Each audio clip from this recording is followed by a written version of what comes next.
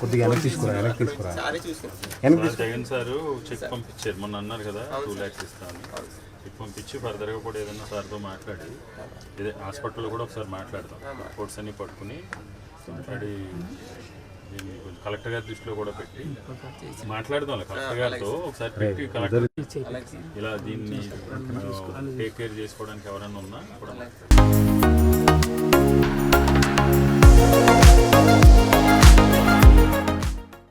మాజీ ముఖ్యమంత్రి వర్యులు వైఎస్ఆర్ కాంగ్రెస్ పార్టీ అధ్యక్షులు శ్రీ వైఎస్ జగన్మోహన్ రెడ్డి గారు మార్చి 4వ తారీఖున మాజీ శాసనసభ్యులు దక్షిణ నియోజకవర్గ సమన్వయకర్త శ్రీ వాసుపల్లి గణేష్ కుమార్ గారి ఇంటికి వాళ్ళ అబ్బాయి మ్యారేజ్ సందర్భంగా నూతన దంపతులను ఆస్వాదించడానికి గణేష్ కుమార్ గారి ఇంటికి విచ్చేసినప్పుడు దక్షిణ నియోజకవర్గంలో ఉన్నటువంటి ఎండి హఫీజ్ వాళ్ళ అమ్మాయి జోయా అహ్మద్ అని ఒక 7 years బేబీకి సుమారు గత 6 సంవత్సరాలుగా స్లోగా బ్రెయిన్కి సంబంధించి డిసీజ్ వచ్చి బ్రెయిన్లో క్లాట్స్ ఉండి గ్రాడ్యువల్గా అవయవాలన్నీ కూడా చేతులు కానీ కాళ్ళు కానీ ముందు బ్రెయిన్ నుంచి కమ్యూనికేషన్స్ లేకపోవటం వల్ల మజిల్స్ కమ్యూనికేషన్ లేకపోవటం వల్ల మజిల్స్ వర్క్ చేయకపోవటం అలా నెమ్మదిగా కాళ్ళు చేతులు కళ్ళు అదేవిధంగా సంబంధించి రుచికి సంబంధించి కానీ అలా ఒక్కొక్క అవయవాలు కూడా డే బై డే గ్రాడ్యువల్గా వీక్ అయ్యి ఈరోజు అచేతన స్థితిలో అమ్మాయి ఉంది.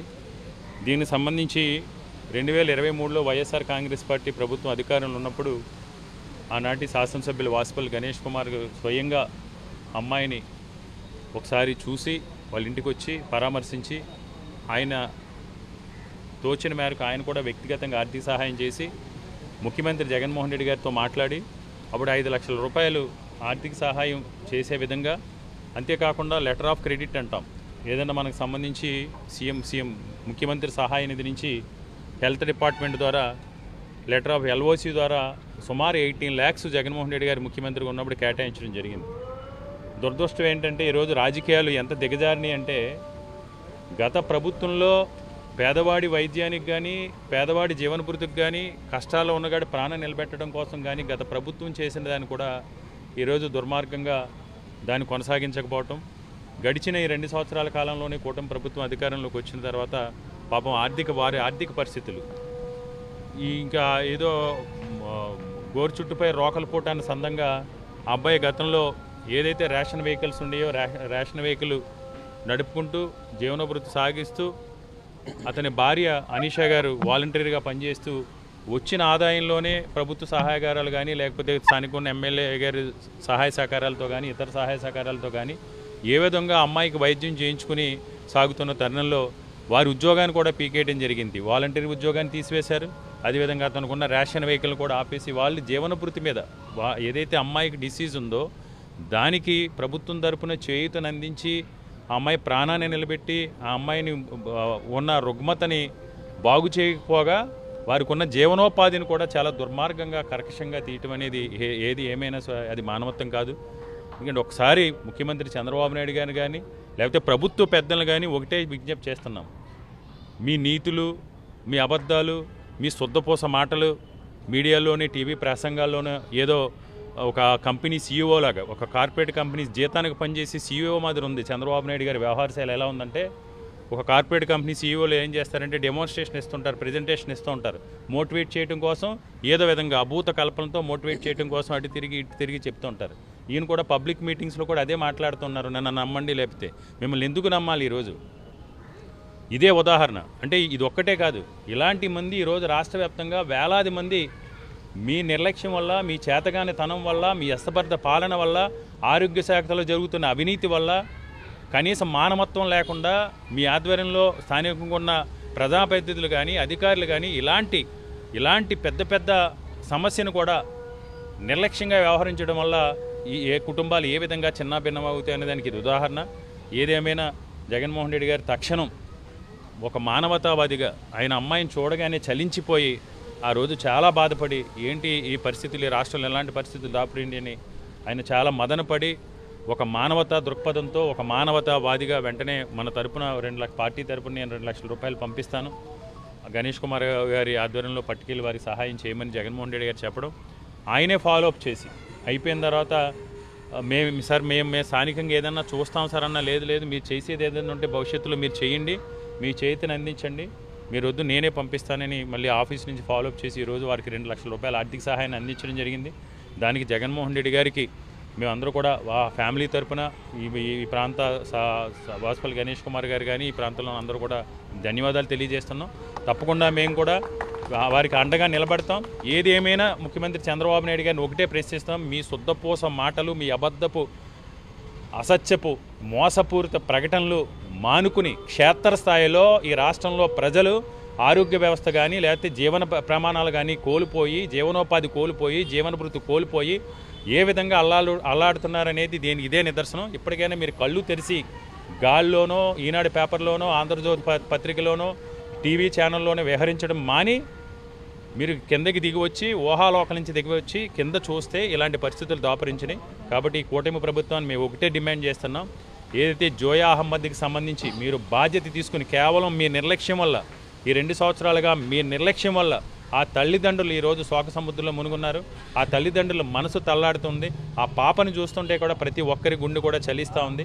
ఈ సమస్యని ఈ ప్రభుత్వం ఎప్పటికైనా దిగివచ్చి అమ్మాయికి మెరుగైన వైద్యాన్ని అందించి ఆ కుటుంబాన్ని ఆదుకోవాలని డిమాండ్ చేస్తూ ఉన్నాం. ఇలాంటి అభాగ్యులు రాష్ట్రం అంతా ఉన్నారన్నమాట. పెద్దలు అధ్యక్షులు కేకే రాజు గారు చెప్పిన మాదిరిగా కళ్ళు తెరిచి చూడాలి చంద్రబాబు నాయుడు అండ్ మిస్టర్ లోకేష్. మీరు అసమర్థ పాలన వల్ల కొన్ని లక్షల కుటుంబాలు ఈరోజు రోడ్డు పాలు అవుతా ఉన్నాయన్నమాట.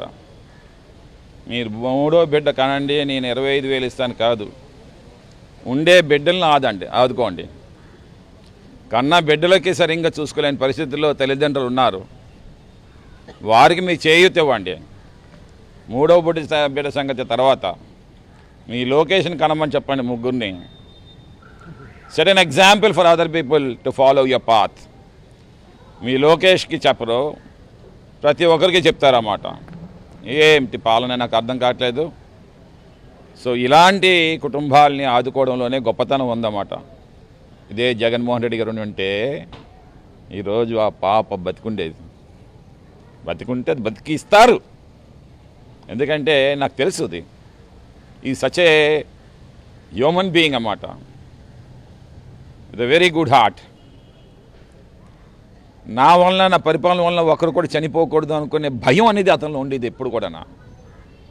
నా వల్ల ఎప్పుడు కూడా ఎవరికి అన్యాయం జరగకూడదు అని చెప్పి భయం ఉండేది అతనిలోని. నేను చూసేవాడిని అన్నమాట దగ్గర నుండి.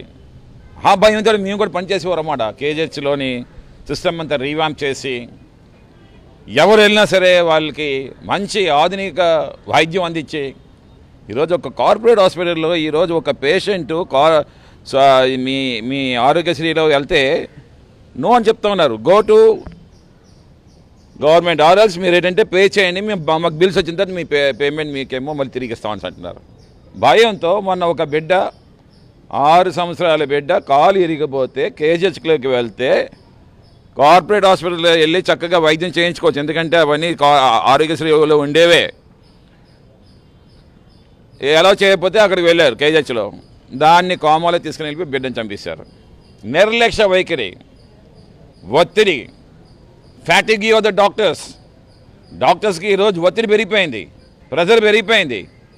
రోజుకి 13 ఆపరేషన్స్ చేస్తూ ఉన్నారు. మ్యాన్ అవర్స్లో 4-5 చేయగలుగుతారు ఎవరైనా సరే. పోస్ట్ ఆపరేషన్ ట్రీట్మెంట్కి సరైన నర్సులు లేరు, సరైన అసిస్టెంట్ ప్రొఫెసర్స్ లేరు. ఇవన్నీ కూడా గతంలో జగన్మోహన్ రెడ్డి గారి నాయకత్వంలో 100% కంప్లీట్ పోస్టులన్నీ గవర్నమెంట్ హాస్పిటల్స్ నింపారన్నమాట. ఎక్కడ ఏ ఖాళీ ఉన్నా సరే అది ఇమీడియట్గా దాన్ని ఫిల్ చేసేవారు. ఆ రకంగా చేయడం వల్ల ఏంటంటే సబ్స్టెంట్ మ్యాన్ పవర్ ఏమో ఉండి పోస్ట్ ఆపరేషన్ కానీ మంచి ట్రీట్మెంట్. కార్పొరేట్ హాస్పిటల్ 500 కోట్ల రూపాయలు ఖర్చు పెట్టారు కేజీహెచ్కి. 500 కోట్ల రూపాయలు never as done been in the history. ఈ రోజు వరకు 2 సంవత్సరాల్లో ఒక పై రిలీజ్ చేయలేదు. ఓన్లీ కార్పొరేట్ సోషల్ రెస్పాన్సిబిలిటీలో ఎవరో వచ్చి దానం చేస్తేనే ఈరోజు కేజీహెచ్ బ్రతికుందన్నమాట. ఆ దానం మీద బతికుండాలా ఈ గవర్నమెంట్ హాస్పిటల్స్? నేను అడుగుతానన్నమాట. మీకు కమాండ్ ఉందా? మీకు లీడర్షిప్ ఉందా Lokesh? Do you have any control or accountability on the Aarogyasri hospitals? ఎన్ని ప్యానల్ ఆఫ్ హాస్పిటల్స్ ఉన్నాయి? ఆ హాస్పిటల్స్ నిజంగా ట్రీట్మెంట్ ఇస్తూ ఉన్నాయా సకాలంలోని?